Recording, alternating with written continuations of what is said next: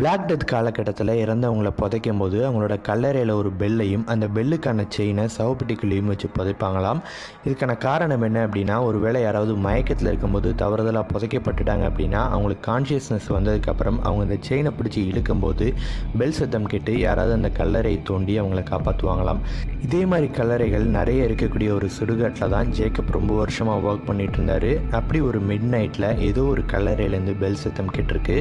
So யாரோ தவறுதலாக புதைக்கப்பட்டுட்டாங்க அப்படின்னு சொல்லிட்டு ஜேக்கப் அந்த கல்லறையை லொக்கேட் பண்ணி பக்கத்தில் போயிருக்காரு. பக்கத்தில் போனதும், நான் தான் ஆலிஸ், என்னை தவறுதலாக புதைச்சிட்டாங்க, என்னை எப்படியாவது காப்பாற்றுங்க அப்படின்னு ஒரு குரல் கேட்டிருக்கு. ஸோ இன்னும் அவங்க உயிரோடு தான் இருக்காங்க போல், எப்படியாவது அவங்கள காப்பாற்றிடணும் அப்படின்னு சொல்லிட்டு ஜேக்கப்பும் அந்த கல்லறையை தோண்ட ஆரம்பிச்சிருக்காரு. தோண்டிக்கிட்டே இருக்கும்போது தான் அந்த கல்லறையில் இருக்கக்கூடிய கல்வெட்டை கவனிச்சிருக்காரு. அதை பார்த்த ஜேக்கப்புக்கு பயங்கரமான ஷாக். இதுக்கான காரணம் என்ன அப்படின்னா, அந்த கல்வெட்டில் இருக்கக்கூடிய டேட்டு படி அந்த கல்லறையில் இருக்கக்கூடிய சவப்பெட்டி புதைக்கப்பட்டு கிட்டத்தட்ட 20 வருஷம் ஆகுது.